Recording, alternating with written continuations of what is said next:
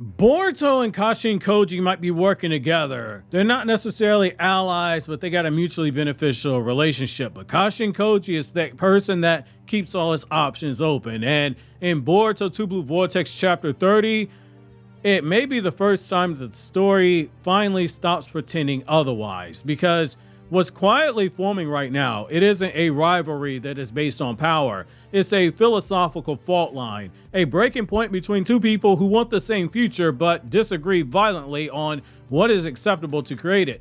Boruto believes that the future must be saved without sacrificing the soul of the present. Kashin Koji believes the future must be saved at any cost. And if that cost includes Boruto himself, you better believe Kashin Koji will not hesitate to pay it. And that is what Chapter 30 is driving home for us, because it isn't just setting up a Boruto versus Jura fight in the future. It's setting up the moment where Kashin Koji starts to ask a far more dangerous question. If Boruto's going to continue to refuse to do what is necessary, would Kawaki be the better option? Join me in today's newest Naruto Explained video where your OBC, your original Boruto chief, takes a deep dive into why Kashin Koji might be the biggest snake in Boruto's story. Also, if you haven't already, make sure to check out the chapter review, which will be linked in the description box and in credits for those who haven't seen it yet.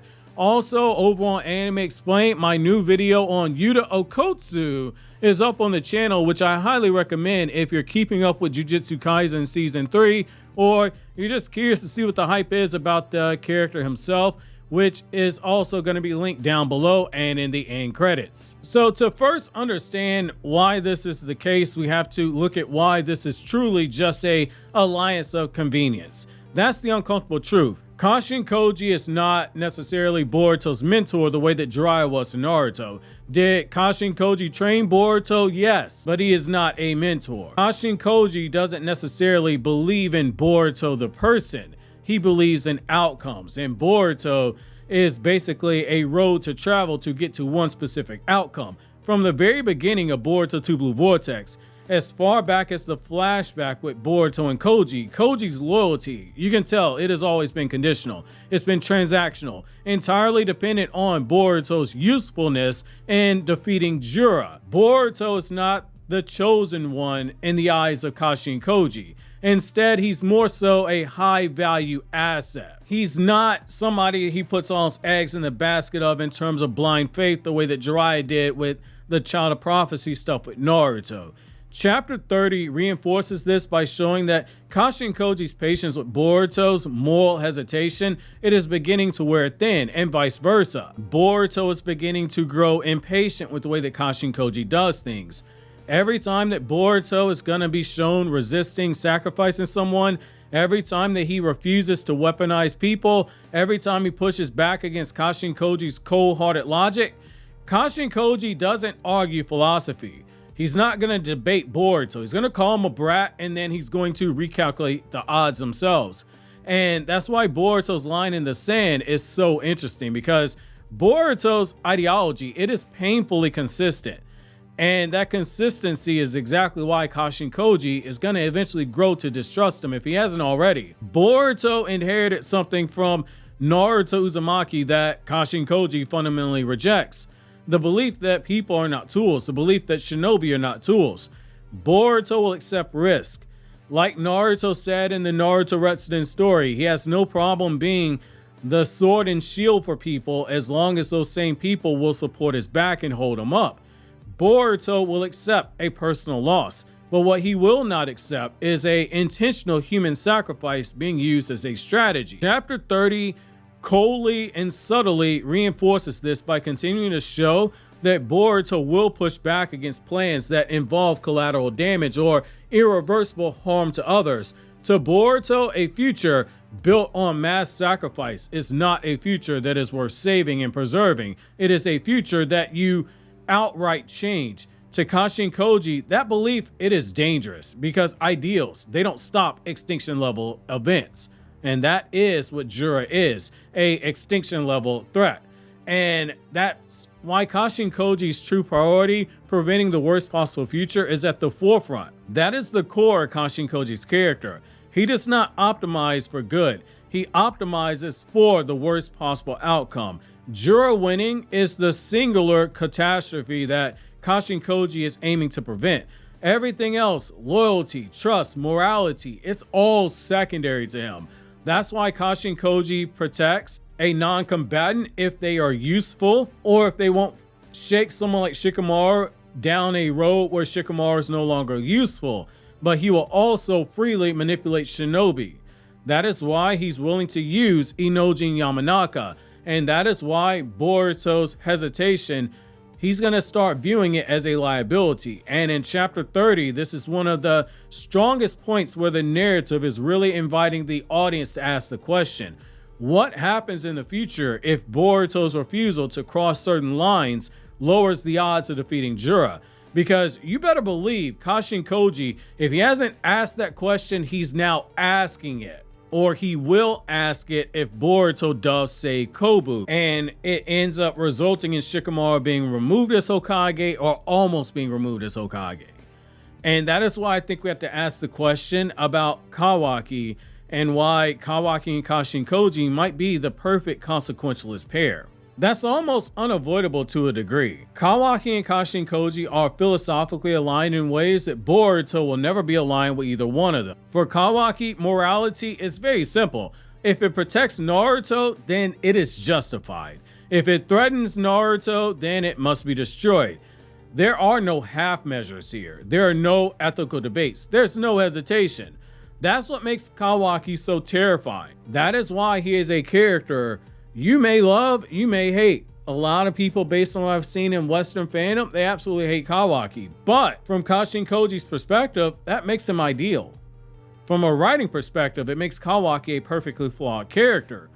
But for Kashin Koji as a character in universe, he's the ideal person to work with. Because Kawaki will do what Boruto will refuse to do. If destroying Jura requires erasing people, if that old lady down the street needs to get her neck snapped, then Kawaki won't flinch. He'll snap her neck and do it in front of her children if he has to. If it requires sacrificing a portion of the world to save Naruto, then Kawaki will choose Naruto every time. Kashin Koji understands that mindset. More importantly, he trusts it. And that is why Kashin Koji's loyalty to Boruto, it is truly temporary. And if you're Boruto Uzumaki, that's gotta alarm you. Because chapter 30, right now, it is very quietly drawing a line in the sand. Kashin Koji is not loyal to Boruto Uzumaki as a person. He's loyal to Boruto Uzumaki as long as Boruto Uzumaki remains the tool that brings about the best possible solution, the best possible outcome. That is only it. If Boruto's moral boundaries reduce the probability of success, if Boruto's compassion creates risk, if someone else, namely Kawaki, offers better odds, you better believe Kashin Koji will pivot instantly, not out of betrayal, out of necessity.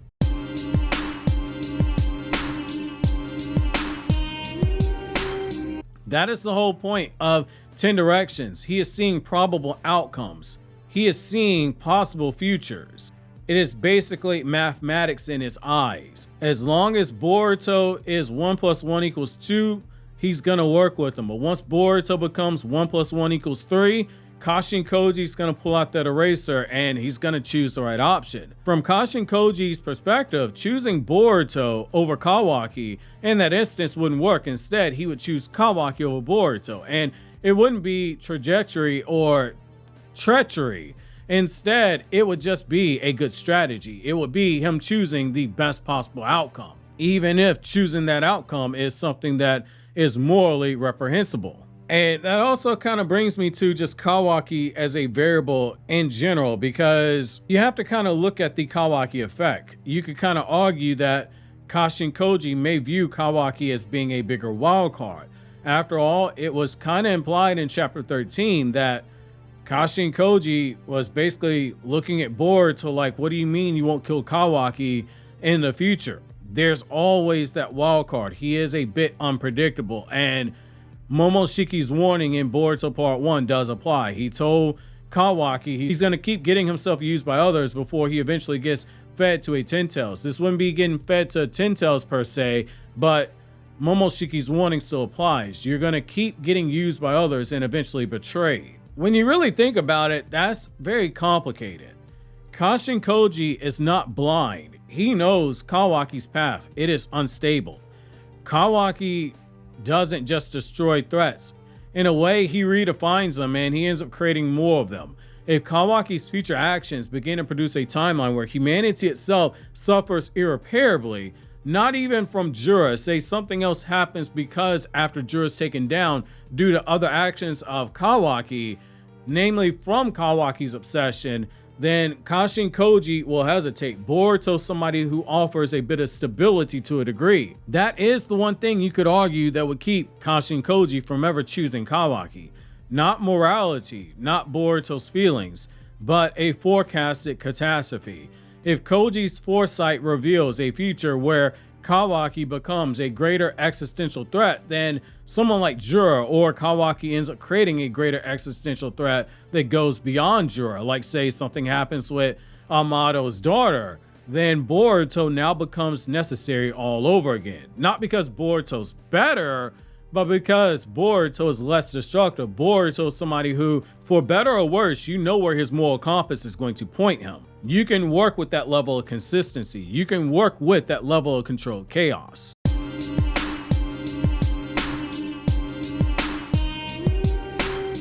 Boruto is steady and dependable, for better or for worse, the same way that, you know, as a longtime viewer of this channel, I'm going to upload on this channel daily. There's just something to be said about that level of consistency for someone like Kashin Koji. But that Boruto versus Kashin Koji situation, that dynamic, the inevitable break, I think it's upon us. Chapter 30, it feels like yet another calm before that fracture in the bone finally just completely snaps. Boruto still believes, as of right now, that he has to work with Kashin Koji, but he is questioning Kashin Koji's methods more and more. He knows if Kashin Koji cut off communication, he's doing something I won't like. That compromise is only going to hold up for so long. Those ideals, they can only coexist with Kashin Koji's survivalist mentality for so long. Kashin Koji doesn't share Boruto's beliefs. To him, Boruto is merely stalling and potentially sacrificing the inevitable. He is putting everything that he's trying to create with his best possible future in jeopardy. And when that moment comes, when Boruto refuses to take a action that Kashin Koji deems as necessary for the timeline, that alliance is going to shatter. I don't think there'll be speeches. I don't think that there will be a dramatic betrayal. I think it'll just be a cold calculation. And this kind of builds on something we've talked about earlier this week, which is this does mirror Jiraiya's legacy in a twisted way. That's because this is a inversion with Jiraiya, and it is very painfully clear. Jiraiya chooses Naruto knowing Naruto might fail, because the way that Naruto fought mattered. Kashin Koji will never make that gamble. He will choose certainty over faith every time. Chapter 30 is very quietly positioning Boruto at the exact same crossroads that Boruto's father's mentor Jiraiya once stood at. But there's one crucial difference. This time, the man watching him doesn't believe in hope. This time, it may not necessarily be Kashin Koji who has to make a decision. It may be the child of prophecy, that child of hope in Boruto, who may have to make a decision. It'll be very interesting to see what happens with this partnership. Boruto believes very strongly in his moral compass, but the thing that Boruto has to be somewhat cognizant of is that he is constantly being evaluated by Kashin Koji. He is being measured. He is being compared. If Kawaki continues to grow stronger and continues to prove that he will do the things that Boruto will not do, then Kashin Koji's choice, it may be inevitable. Not because Kawaki's good, but because Kawaki is useful. And chapter 30, it isn't a breaking point just yet, but it is a warning sign, because the moment that Boruto stops being the best way to defeat Jura, Kashin Koji will stop caring whether or not Boruto survives at all. Obviously, if you enjoyed this video, consider subscribing, clicking here on the left to check out more videos from Naruto Explained, or click here on the right to check out that Jujutsu Kaisen video that I talked about earlier.